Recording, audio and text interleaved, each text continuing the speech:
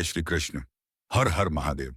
दोस्तों, आज के इस वीडियो में हम आपको एक कहानी के माध्यम से बताएंगे कि एक विशेष परिस्थिति में पत्नी के अलावा किसी अन्य स्त्री से संबंध बनाना पाप क्यों नहीं माना जाता।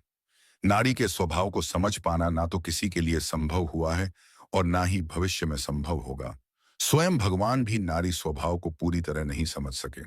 आज हम आपको बताएंगे कि चाहे आपकी पत्नी कितनी भी अच्छी क्यों ना हो, किन 3 प्रकार की स्त्रियों पर कभी भी विश्वास नहीं करना चाहिए, अन्यथा जीवन भर पछताना पड़ सकता है। साथ ही इस वीडियो में हम यह भी चर्चा करेंगे कि कलयुग में अधिकतर महिलाएं अपने पति को धोखा देकर अन्य पुरुषों से संबंध क्यों बनाती हैं। तो दोस्तों, एक बार फिर हमारे चैनल आपका स्वागत है।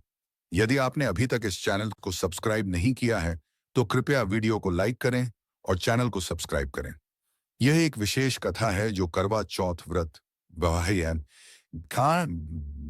वैवाहिक जीवन और रिश्तों की सच्चाई को उजागर करती है। हमारे कलयुग में महिलाएं अपने पति की दीर्घायु और सुखी जीवन के लिए करवा चौथ का व्रत रखती हैं। लेकिन कई बार यह देखा गया है कि कुछ महिलाएं अपने पति से दूर जाकर अन्य पुरुषों से संबंध बना लेती हैं। ऐसा क्यों होता है? इस रहस्यमयी प्रश्न का उत्तर इस कहानी में छिपा है। श्री कृष्ण की कृपा प्राप्त करने वाली यह अद्भुत कथा है। यदि आप इस कथा को पूर्ण श्रद्धा से सुनते हैं तो श्री कृष्ण की विशेष कृपा आप पर बनी रहती है। स्वयं भगवान श्री कृष्ण आपके जीवन की समस्त बाधाओं और कष्टों को दूर कर आपको सुख समृद्धि का आशीर्वाद प्रदान करते हैं। हम आपसे विनम्र निवेदन करते हैं कि इस पवित्र कथा को आरंभ से अंत तक ध्यानपूर्वक सुनें। यह कथा आपके जीवन में आनंद और सौभाग्य का द्वार खोल सकती है। अधूरी और अपूर्ण जानकारी हानिकारक होती है। अधूरी जानकारी मनुष्य को कभी सफलता नहीं दिला सकती। तो चलिए शुरू करते हैं। भगवान शिव और माता पार्वती का यह संवाद। एक समय की बात है। माता पार्वती और भगवान शिव कैलाश पर्वत पर विराजमान थे। माता पार्वती ने भगवान शिव की तरफ संशय भरी नजरों से देखा और उन्हें प्रणाम किया। भगवान शिव मुस्कुराकर बोले, हे देवी, निश्चित ही आपके मन में कोई जिज्ञासा उत्पन्न हुई है जिसका समाधान आपको अब तक नहीं मिला। यदि ऐसा है तो निसंकोच होकर अपने प्रश्न पूछें। हम अवश्य आपकी शंका का समाधान करेंगे। माता पार्वती ने विनम्रतापूर्वक कहा, हे प्रभु, यह उचित माना जाता है कि एक पुरुष को केवल एक ही स्त्री से विवाह करना चाहिए और उसी के प्रति निष्ठावान रहना चाहिए। परंतु मैं देखती हूं कि कुछ पुरुष अनेक विवाह करते हैं और कई स्त्रियों से संबंध रखते हैं। क्या यह उचित है? भगवान शिव बोले, हे देवी, आपका यह प्रश्न अत्यंत महत्वपूर्ण है। इसके उत्तर में हम आपको एक ज्ञानवर्धक कथा सुनाना चाहते हैं, किंतु शर्त यह है कि आपको इसे ध्यानपूर्वक पूर्ण रूप से सुनना होगा। तब माता पार्वती ने उत्तर दिया, हे प्रभु, मैं वचन देती हूं कि इस कथा को अंत तक सुनूंगी और इसका संपूर्ण विश्व में प्रचार करूंगी। कृपया यह कथा सुनाएं। तब भगवान शिव ने कथा प्रारंभ की और कहा, हे देवी, एक नगर में सच्चिदानंद नाम का एक चोर रहता था। वो छोटी मोटी चोरी करके अपने परिवार का पालन पोषण करता था, परंतु इन चोरियों से उसे इतनी धनराशि नहीं मिल पाती थी कि वह ठीक से अपना घर चला सके। एक दिन उसके मन में विचार आया कि छोटी चोरी करूं या बड़ी। यदि पकड़ा गया तो दंड तो सामान ही मिलेगा, तो क्यों ना एक बड़ी चोरी करूं। यह सोचकर वो राजा के शयन कक्ष की ओर बढ़ा। धीरे धीरे उसने पर्दा हटाया और भीतर झांका तो अंदर का दृश्य देखकर वो स्तब्ध रह गया। उसने देखा कि राजा गहरी नींद में सो रहा था और उसकी रानी अर्धनग्न अवस्था में पलंग पर बैठी थी। यह देख सच्चिदानंद के हाथ पैर कांपने लगे और वो घबराकर वो एक दीवार की ओट में छिप गया। अब वह छुपकर रानी के सोने का इंतजार कर रहा था। काफी देर बाद जब उसे संदेह हुआ तो उसने धीरे से पर्दा हटाकर देखा कि रानी सो चुकी है या नहीं, लेकिन रानी अब भी चोरी की जाग रही थी। यह देखकर सच्चिदानंद घबरा गया और घबराहट में उसके हाथ से फूलों का गुलदस्ता गिर पड़ा। गुलदस्ते की आवाज सुनकर राजा तो नहीं जागा, लेकिन रानी तुरंत तलवार निकालकर बाहर आ गई। रानी ने तलवार चोर की गर्दन पर रख दी और सख्त लहजे में पूछा, तुम कौन हो और यहाँ किस मकसद से आए हो? सच सच बताओ, वरना अभी इसी वक्त तुम्हारा सिर धड़ से अलग कर दूंगी। डर के मारे सच्चिदानंद का शरीर पसीने से भीग गया। उसने हाथ जोड़कर कांपते हुए कहा, रानी साहिबा, मुझ पर दया कीजिए। मैं एक गरीब चोर हूं, बस चोरी करके अपना और अपने परिवार का पेट पालता हूं। अगर आपने मुझे मार दिया तो मेरे छोटे छोटे बच्चे अनाथ हो जाएंगे। मैं कसम खाता हूं, इस बार माफ कर दीजिए। फिर कभी इधर मुड़कर भी नहीं देखूंगा। मेरे मासूम बच्चों पर रहम कीजिए। रानी ने सच्चिदानंद को डरा सहमा देखा तो थोड़ा विचार में पड़ गई। फिर वो गंभीर स्वर में बोली, ठीक है, मैं तुम्हें माफ कर सकती हूँ, लेकिन एक शर्त पर चोर ने डरते हुए पूछा। कैसी शर्त? रानी साहिबा, रानी ने उसकी आंखों में देखते हुए कहा। इस वक्त मुझे एक पुरुष की जरूरत महसूस हो रही है। अगर तुम मेरे साथ समय बिताते हो तो मैं तुम्हें छोड़ दूंगी, वरना तुम्हारी गर्दन इसी वक्त काट दूंगी। रानी की अनोखी शर्त सुनकर आनंद और भी ज्यादा डर गया। उसने कांपती आवाज में कहा, रानी जी, यह आप क्या कह रही हैं? मेरी और आपकी कोई बराबरी नहीं। मैं तो एक साधारण चोर हूं और आप इतनी बड़ी रानी, भला यह कैसे संभव हो सकता है? मेरे लिए तो इसके बारे में सोचना भी पाप है। रानी ने तलवार और करीब करते हुए कहा, बहुत सोच विचार मत करो। अगर अपनी जान प्यारी है तो जैसा कहा है वैसा ही करो, अन्यथा मरने के लिए तैयार हो जाओ। रानी के मुख से यह प्रस्ताव सुनकर उसका का दिल बैठ गया और वह सोचने लगा कि आज तो मैं बहुत बड़ी मुसीबत में फंस गया। अगर मैं रानी की बात नहीं मानता तो मारा जाऊंगा, और अगर मानता हूं तब भी मारा जाऊंगा, यानी मेरी मौत तय है। चोर अब गहरे द्वंद में था। वो सोचने लगा कि अब मैं क्या करूं। काफी सोच विचार के बाद उसने रानी की शर्त मानने का निश्चय किया और कहा, रानी साहिबा, मुझे सिर्फ 2 मिनट का समय दीजिए। मुझे बहुत तेज पेशाब आ रही है। पहले मैं पेशाब कर लूं, फिर आपकी हर बात मानने को तैयार हूं। रानी ने तुरंत उसे जाने की इजाजत दे दी और वो वहां से निकल गया। रानी उसका इंतजार करती रही थी, लेकिन मौका पाकर सच्चिदानंद तेजी से भाग निकला। जैसे ही वह महल के दरवाजे तक पहुंचा, थी आ कौन हो पान पान, द्वारपाल ने उसे पकड़ लिया। द्वारपाल ने सख्त लहजे में पूछा, तू कौन है और यहाँ क्या कर रहा है? आनंद ने पूरी सच्चाई बयां कर दी।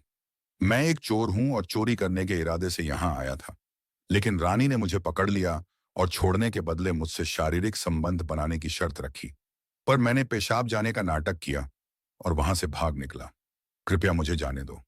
द्वारपाल ने कुछ सोचकर कहा, देख भाई, तुझे छोड़ने की एक ही शर्त है। तुझे वापस रानी के पास जाना होगा और कहना होगा कि तू संबंध बनाने के लिए तैयार है, लेकिन उससे पहले उसे राजा को अपने हाथों से मारना होगा।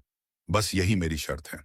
यह सुनकर चोर और भी बड़े संकट में पड़ गया और उसके मन में विचार आया, यदि मैंने पहले ही रानी के साथ संबंध बना लिया होता तो शायद मेरी जान बच सकती थी, लेकिन अब मेरा बचना नामुमकिन है।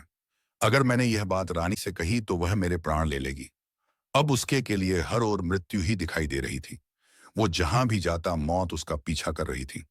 निसहाय होकर उसने निर्णय लिया और सीधा रानी के पास पहुंचा और बोला, रानी साहिबा, मैं आपकी शर्त मानने को तैयार हूं, लेकिन एक भय मुझे सताए जा रहा है।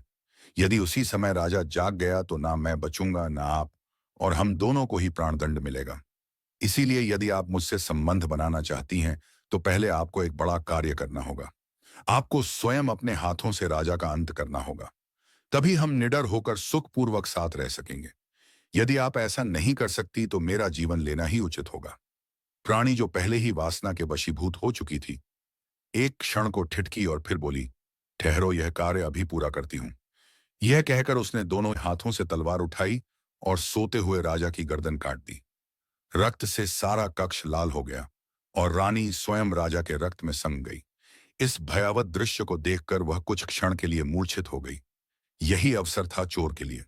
वो तुरंत वहां से भाग निकला। सुबह होते ही महल में हाहाकार मच गया। हर कोई राजा के हत्यारे की तलाश करने लगा, लेकिन वो रहस्यमय हत्यारा कौन था, यह कोई नहीं जान पाया। सभी लोग यह जानकर हैरान थे कि सोए हुए राजा की हत्या किसने की। महारानी भी जोर जोर से रो रही थी। पूरे महल में केवल एक ही प्रहरी था जिसे इस रहस्य की जानकारी थी कि या तो महारानी ने राजा की हत्या की थी या फिर सच्चिदानंद नामक चोर ने। लेकिन उसने यह बात किसी से साझा नहीं की। और जब राजा के अंतिम संस्कार की तैयारियां पूरी हो चुकी थीं, उसी समय महारानी ने घोषणा की कि वह अपने स्वामी के साथ सती होना चाहती है। यह सुनकर किसी को भी महारानी पर शक नहीं हुआ, क्योंकि जो स्त्री स्वयं सती होने जा रही हो वो अपने पति की हत्या क्यों करेगी। महारानी पूरी तरह तैयार होकर राजा के चिता पर बैठ गई। राज्य के सभी अधिकारी एक एक करके राजा के चिता पर लकड़ियां रखते गए और फिर नतमस्तक होकर वापस लौटते गए। अंत में सबसे अंतिम व्यक्ति के रूप में उस प्रहरी की बारी आई जो इस रहस्य से परिचित था। जैसे ही उसने चिता पर लकड़ी रखी, उसने धीरे से महारानी से कहा, महारानी, आप सती होने जा रही हैं। कम से कम यह तो बता दीजिए कि राजा की हत्या ने की थी या चोर ने। यह सुनकर महारानी चौंक गई। वह समझ गई कि यह प्रहरी भी इस गुप्त सच्चाई से अवगत है। कुछ क्षणों तक मौन रहने के बाद उन्होंने धीरे से कहा, सुनो ना, तो मैंने राजा की हत्या की है और ना ही चोर ने। यदि तुम सच में इस रहस्य को जानना चाहते हो तो तुम्हें एक स्थान पर जाना होगा। इसके बाद महारानी ने आगे कहा, नगर के पश्चिम दिशा में घने जंगल के भीतर एक वृद्ध सन्यासिनी एक कुटिया में रहती है। यदि तुम इस रहस्य को जानना चाहते हो तो वहीं जाओ, वो अवश्य तुम्हें सच बताएंगी। प्रहरी इस रहस्य को जानने के लिए उत्सुक था।